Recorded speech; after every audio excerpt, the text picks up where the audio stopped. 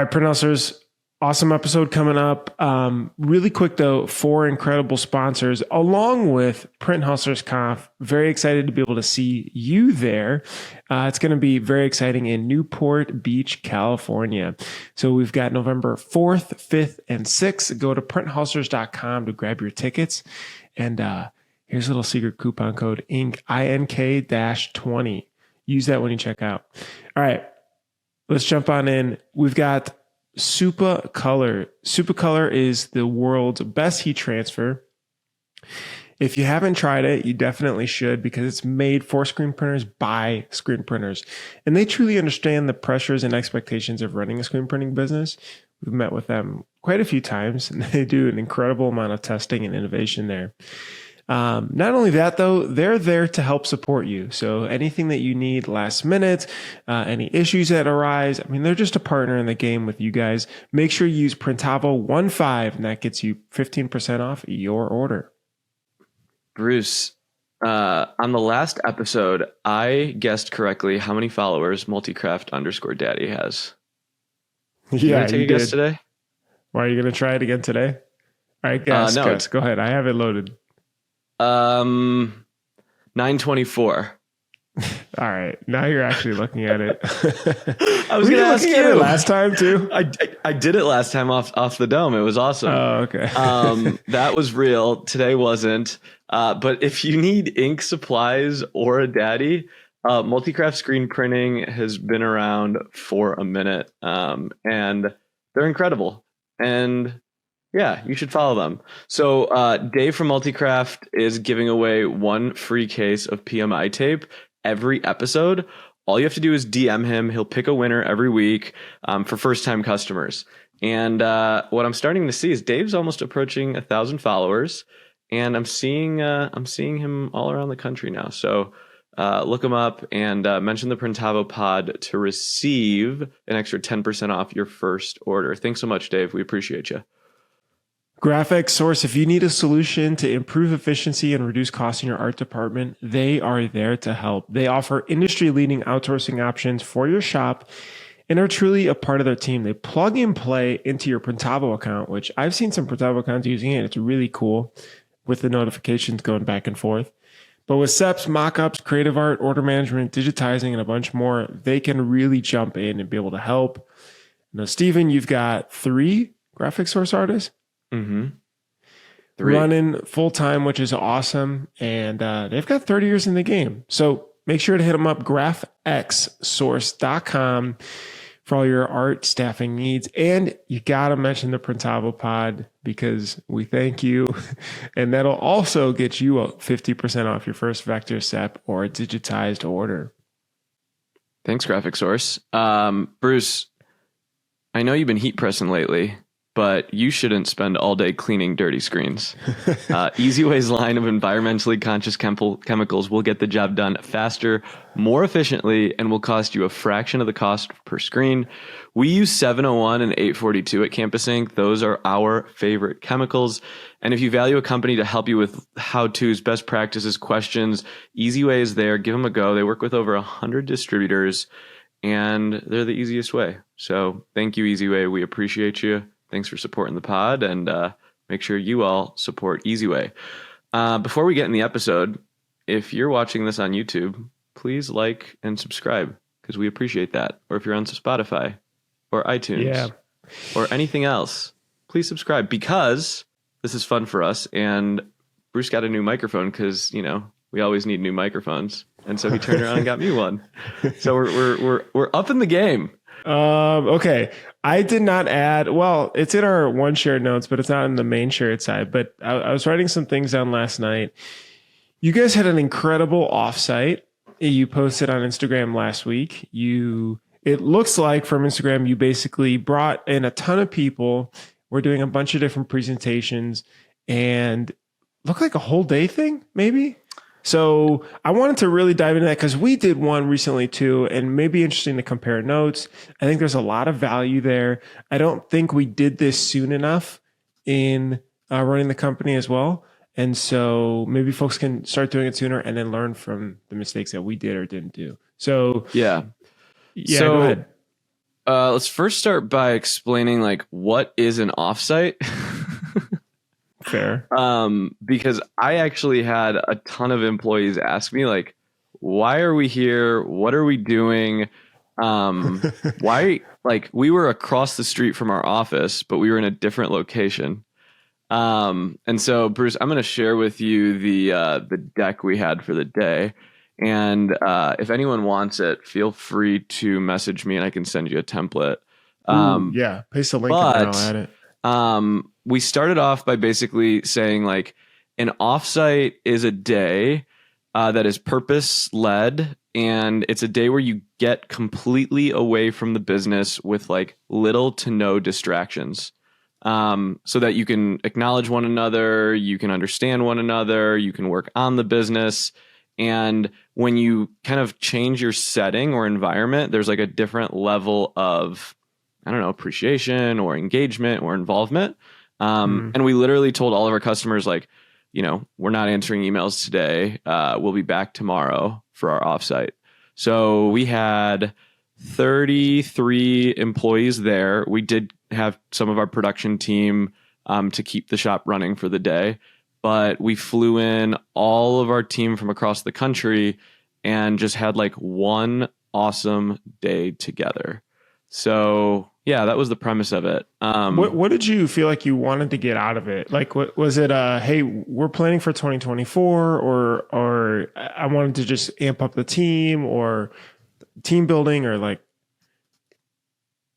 everything, right? So I feel like in a company, a lot of times the employees do not share the same vision of the leadership team or the founder. They might think they do, but sometimes there's a disconnect in understanding. And so because Campus Inc. has a lot of different verticals, right? We're in the Greek space, we're in the NIL space, higher ed. There was this kind of feel or need, and I was approached by a couple of employees, like, it'd be really nice if we could get together for a day so we could really understand where you want to take the company and how you envision things. And so I think the first thing that was eye-opening is like they wanted it almost more than I did, because they're kind of hard to put on, right? So that was like number one, giving employees an opportunity to understand the business and understand your vision. And then number two, like evaluate the past, things that went well, didn't go well, areas of focus. So we did like SWOT analysis. And then probably like the third one is really goal setting. So we run Traction at the top level of our company, and we were able to actually run a version of Traction and a session during the day. So what type? Like the 1 year planning or quarterly or the rock stuff?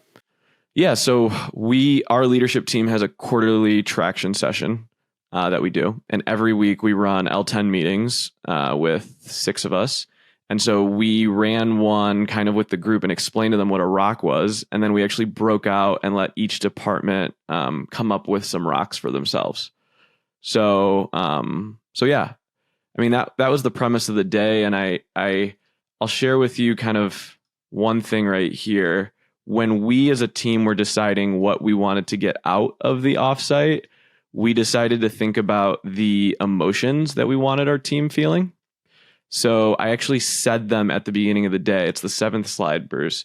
We wanted the team to feel inspired, motivated to work at Campus Inc., feel energized and refreshed, understand the impact they make and the voice they have, understand the vision and future, feel united as an organization, know our position in the market and the challenges we face, leave with our goals in motion, and feel confident in our role.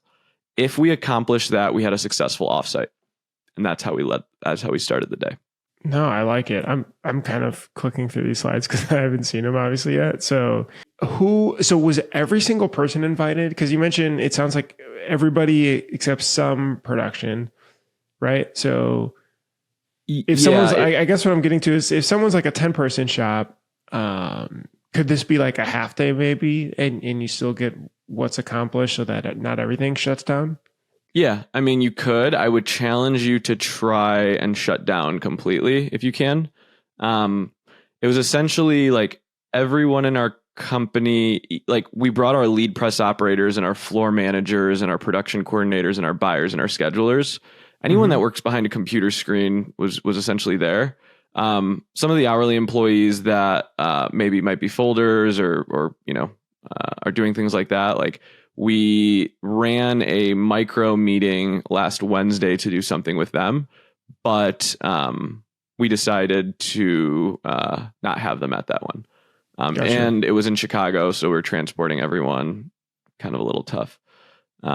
So I want to be able to bring everyone in the room together, but that would have been a 60-person meeting versus 35, 34. So. All right, real quick, I got to tell you something. This is really interesting, and here's why. We formed a company called Inktavo. You may have heard of it, but it has 3 different brands right now: Printavo, Inksoft, and Graphics. So we're all sister companies now, a big happy family. What we're able to do is Printavo's managing your shop management and workflow organization. Inksoft can run your website and handle online stores at scale. So running multiple different stores for fundraisers, schools, company stores, and everything in between.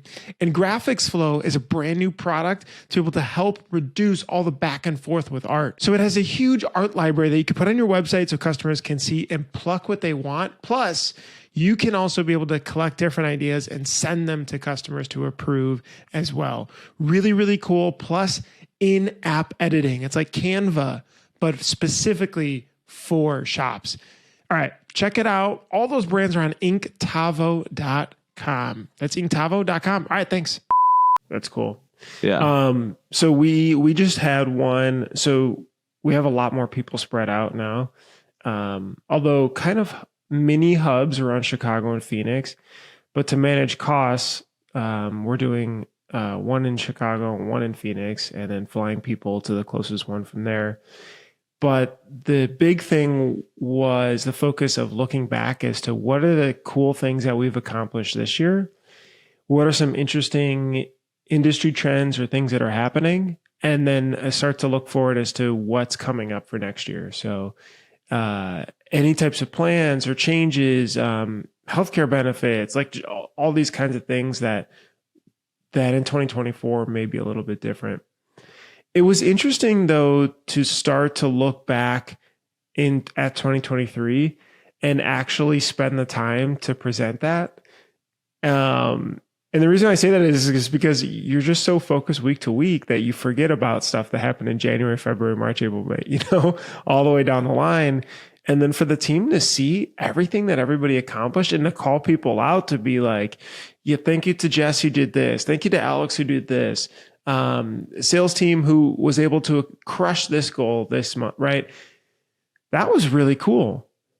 I don't know, I guess we just forget about all of the amazing stuff that has changed and we just never have that retrospective. So Bruce, when you guys ran it, and it's interesting, right? Because you have previous Inksoft users, previous Printavo users, employees, and you also have new employees that came on board after the merger. How was the room looking in terms of tenure?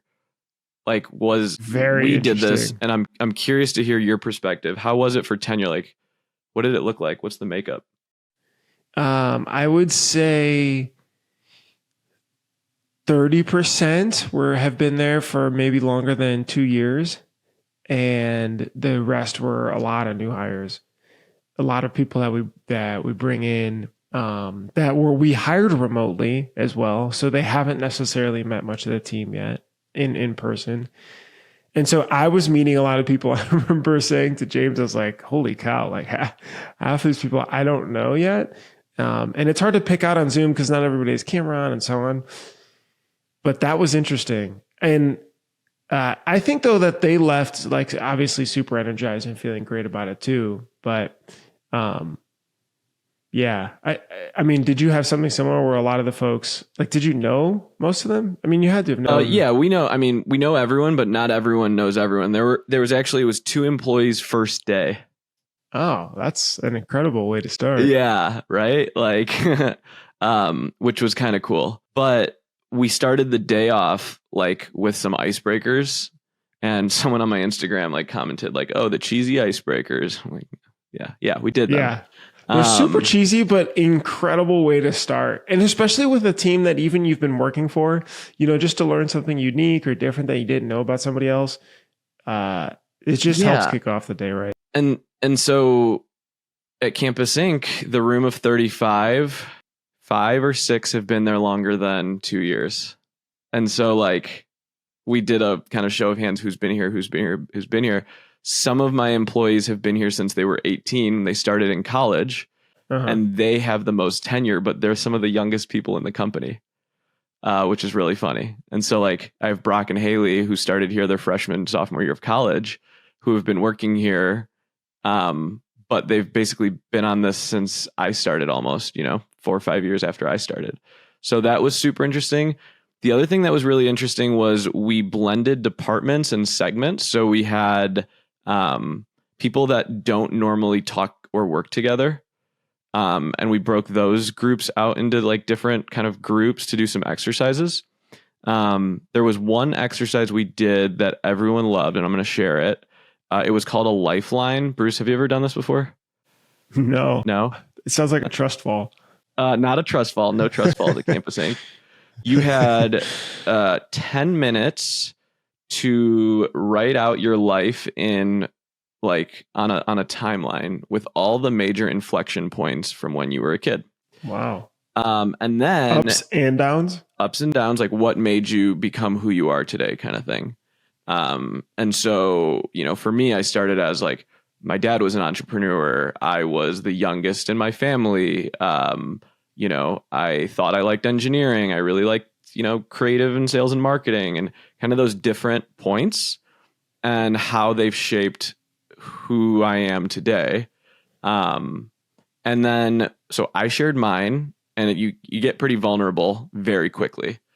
And then I let them do theirs. So they spent 10 minutes kind of writing theirs out. And then we broke them up into random groups of 4. So people they're not like, they don't know.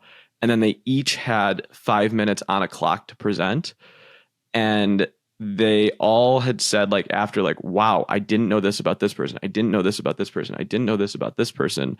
And the whole point of the exercise was, if you have a better understanding of your people, you're going to work better together. You're going to be more empathetic. You're not going to judge them. You're going to acknowledge them a little bit more if you know like who they are, where they are, and where they came from. And we learned so much about each other.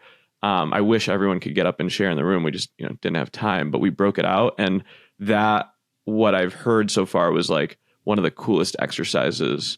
So there you go, print hustlers, use it.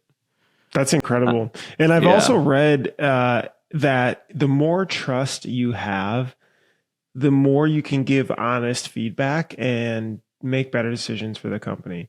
So instead of like, kind of like, I don't know, I don't know this person well enough, or I don't want to necessarily hurt their feelings or so on. Like with someone who's closer, you can obviously tell them like, hey dude, why are you doing this? But maybe a coworker, you don't feel that comfortable, but that's great.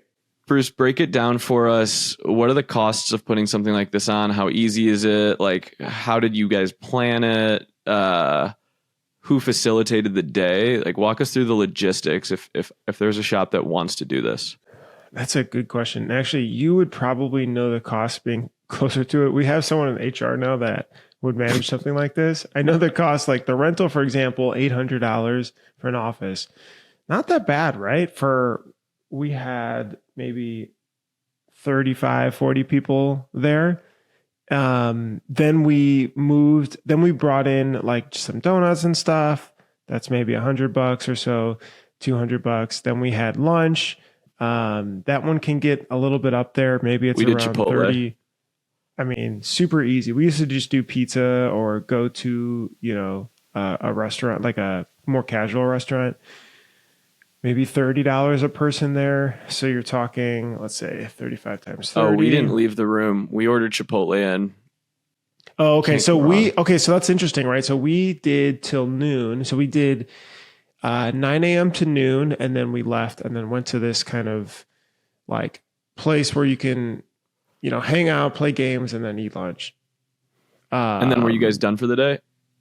Yeah. So we ended at like 2 or 3. So it ended a bit early. Gotcha. So it's about $2,000 for, I would say, 35 people, which, like, if you turn that down, let's say you had a group of 10, you're at about 1,000 or so. But it depends on the space rental. But I do highly, it's easy to say, well, we've got space here. Why are we going to rent space? Highly, highly recommend getting away. And I guess that is the word offsite. Something I can't quite describe it, but something happens. It keeps your brain fresh. It keeps the team excited when you can go and you can rent some sort of space. Make it interesting too. Like maybe it's someone's backyard. If you want to do be more cost conscious, right? You could get a bunch of chairs and do it in someone's yard. Somewhere else, not lame like a hotel type thing, but interesting. So we used basically you can rent co-working spaces out for a day. Now don't use the one we used because they were awful. Yeah, maybe try another one. Yeah, but commercial real estate is readily available. And so these co-working spaces, like WeWork, they're in every town. They will rent out their big room for a day. And they want you to come in there and use the amenities and do all that stuff. So yeah, I think it was like $750 for the day. We did Einstein bagels in the morning, Chipotle for lunch, and then we brought in like beer and alcohol for a happy hour from 4 to 5 in the room. And then what was cool is like we were kind of done for the day and everyone just kept going out. They all went to dinner together. They all hung out together. They all went out. Like it was really cool. It just kind of happened naturally. Bruce, who spoke at yours?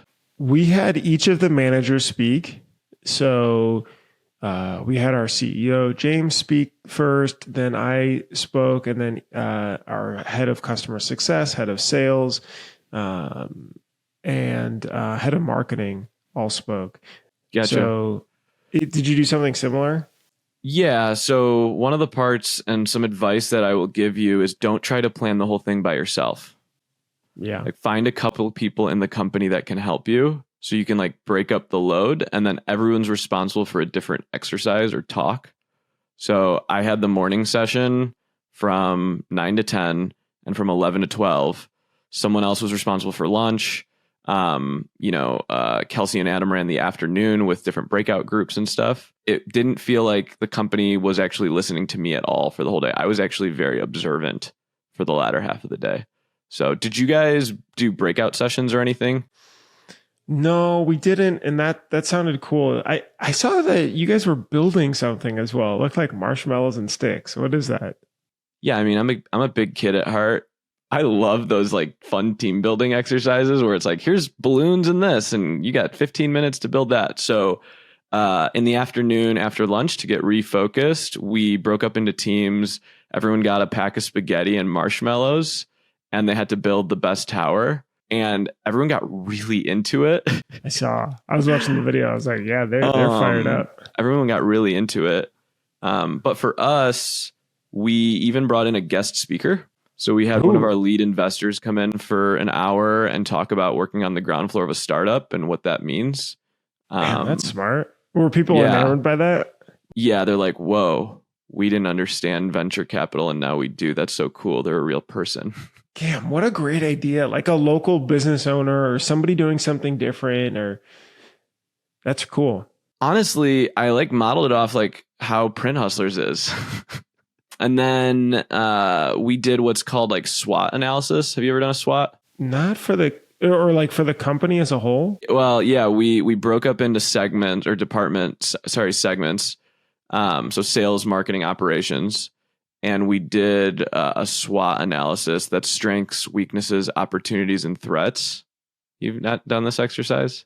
I mean, I've done it, but not as a group like this. Okay, so this is how we did it. There was a facilitator in each group, and you had sticky notes. Everyone got 3 sticky notes for a strength, a weakness, an opportunity, or a threat. They wrote them, and then we put them all on the windows. And then we tried to create like clusters and find patterns in our strengths, weaknesses, opportunities for each segment of the company or each department of the company. And then by the end of it, basically we had this window of like clusters of sticky notes, and then we put them on chalk paper, and now we have them, and we can kind of like know what we all agree upon are our strengths, weaknesses, opportunities, and threats. So it's kind of therapeutic for your team. Once you get to the weaknesses, you just let them vent. We had a little bit of a session with that too. How do you combat that? How do you combat employees venting like that in a like group think environment? Well, James actually like confronted it even before it kind of started. He's like, I have 8 questions. So he's like, we're going to all start to get to know each other now because we're going to start to have drinks and we're going to go out to this place next door. Here's 8 questions you guys can start off with. And it was literally the 8 questions that everybody's like, we need this feature yesterday to help customers. Why don't we have it? Why does coding take so long? Why, like all of these things that circulate inward in between different, what does marketing even doing? Why can't they bring more leads? What did sales tell them? Like, this is success. What did sales even tell them? And now I have to deal with, this expectation. Rhetorical jab. Yeah. So he's like, take these and we'll talk about it over there. So I thought he approached it a little bit quicker, but we've had that around salary and expectations, and raises or bonuses or things like that. And that's definitely tricky in a group setting. Unfortunately, I think some of those you kind of have to be a little bit political about and just not fully answer, right? It's not like I can have a comp review discussion with you in front of 35 other people. So, it's like, look, we really do appreciate your feedback. And I think a lot of times it's just making sure that they feel heard. And it's like, yeah, definitely let's circle back with this later on Slack and we can have a one-on-one or I can write my response there. And those are the specific ones that came out for ours. Did you get pinned down? During the weaknesses, that's really where they were venting. It wasn't ever like publicly like, it would be really nice if we could do this, or this, right? Or it could be really nice if we could do it. It was very much positive, but I'm definitely conscious or a little more alert during those kind of days of seeing like who is visibly distressed, who is visibly stressed, frustrated, because you're trying to kind of see like, okay, what's like the root cause of this, or what's really going on. And so that was really important.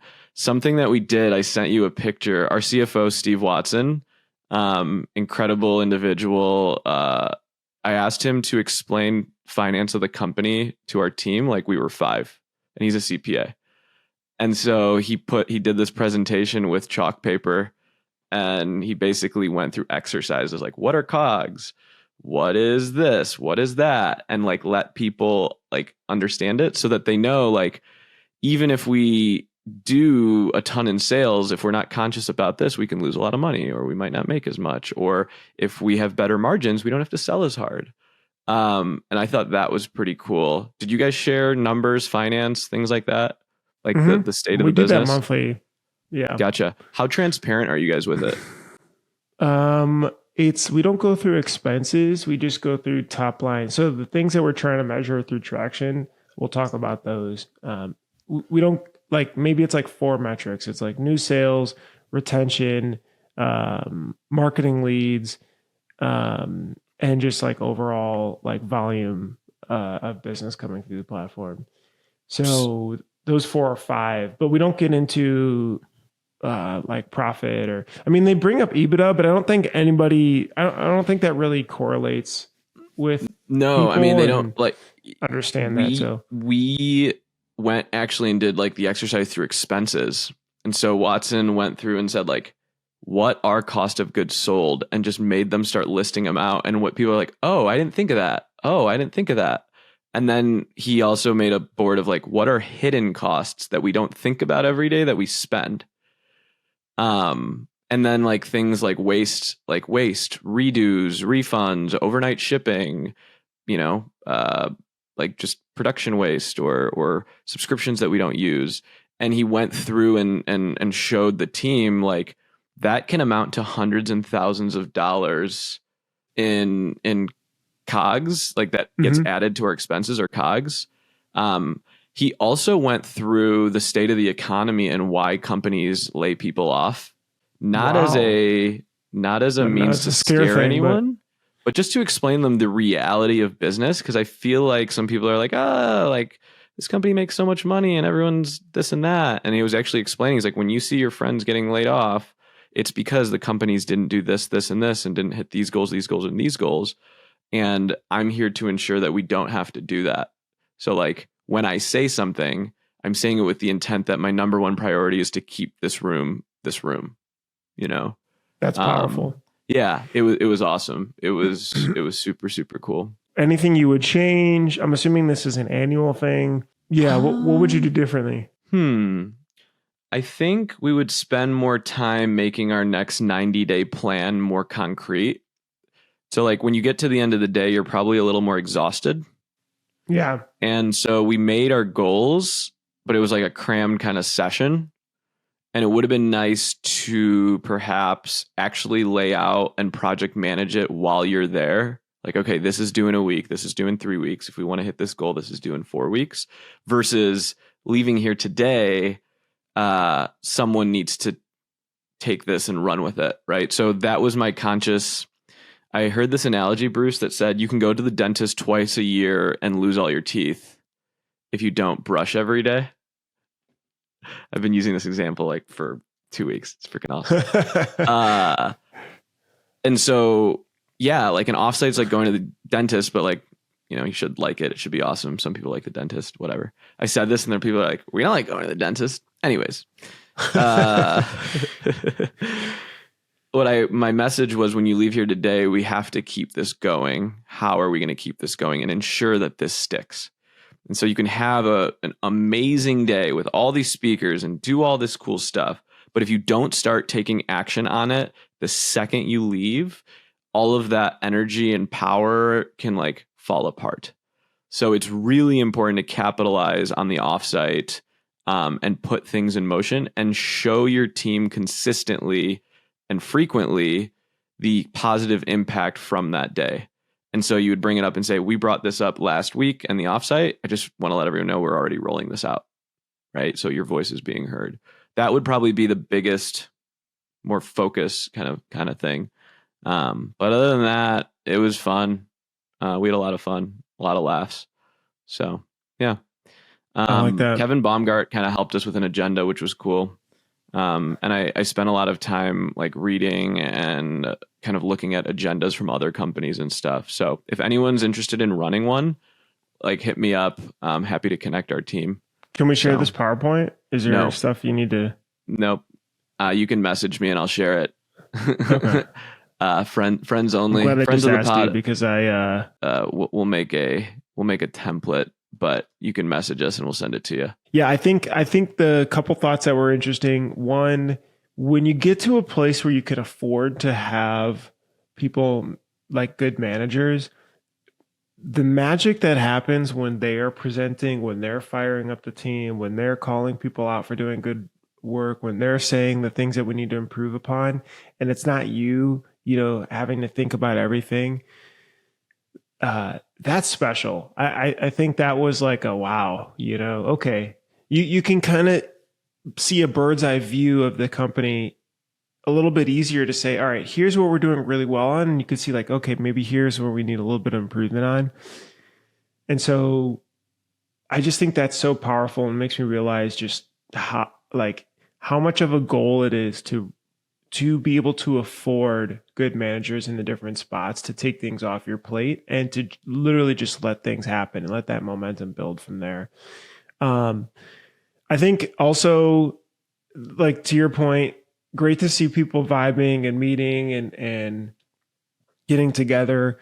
It always reminds me of that team mentality. I always like, it's just like, it's a team and we're fighting for the team to win, and that's the company to win. And, that's so hard to do, over so many different Zooms and this and that. So that's great. I think it pays a way bigger dividend than almost like a spot bonus or this or that. Like, cash is obviously great, but I think when people are so bought into that mission and think one step ahead of you because they know what you're thinking about. They know what you care about. They know where you want to go. The company's supposed to be in a year. They start to make really good decisions as well. And so re-emphasizing that, I almost think like you said, take some of these core pieces, and in each of our now monthly meetings, we mention these core pieces to hammer in, because they'll forget about it. Like after a couple of days, it'll be gone. We'll move on. But next month, okay, hey, we talked about this, and this is what we're doing to get there. We talked about this, and then next month, the same exact thing again. Big ROI, I think, great. One of the most fulfilling parts was sitting in the back of the room and watching. Exactly. Yeah. Letting I didn't expect that. To actually just sit back and watch it. Well, I didn't expect sitting back and watching would be a very fulfilling thing. Super fulfilling. And it's so cool to see leaders in your company take your baby and kind of like, to do it. It was so cool to see like Adam and Kelsey and Watson and like Neil just like, and when they spoke, it was with wisdom and authority and respect. And when you do that, it's pretty cool. If you don't have that yet, bring people and advisors in the room to help. You don't necessarily you don't need to have some crazy org structure to run something like this. You could have, other business owners that you're close with, just other kind of thought leaders will always help. And I know we're running out of time, but one thing I'll add is, because of the offsite, I actually let an employee go this week. What? Where we learned a little bit about maybe what their perception was, and when we gained mutual understanding, we realized this wasn't the right fit. And so it is an opportunity to align, but it's also an opportunity for you to really understand, does your team get it, want it, capable of it? And it was very amicable and respectful, but it showed me like where I need to put people in the company, and and it just highlighted a lot. So I don't want to say like that was a negative of it. It was actually, I think, a positive of it, is that both the employee and myself, we learned that this isn't the right fit right now, so you can learn a lot about your team, and I encourage everyone to do it. So please reach out if you've got any questions. This is fun stuff. They were just sleeping through the meetings, and you're like, well. This is funny. We did a confessional room, and the videos are coming out every week. Everyone would go in the room and just talk to a camera. Wow. It's like a Netflix dating show. It's going to be funny. Yeah, our teams, like our marketing team, some of them are super talented and funny. And so they're like, can we do a confessional? I was like, why not? So we could do everything at once. Thanks for listening to the pod. We appreciate you guys. Like, subscribe, do all the things. And we'll see you in the next Print Analysis podcast. Later. Thanks so much for listening. Hopefully that was informative. Don't forget to subscribe. Don't forget to like. Don't forget to hit the bell for notifications if you enjoyed this video. If you enjoy all the stuff we're putting out, it's really helpful. We love to just be able to see it. That means that we're doing a good job. To subscribe, hit the bell for notifications, and hit the like button. And I'll see you in the next episode. Bye.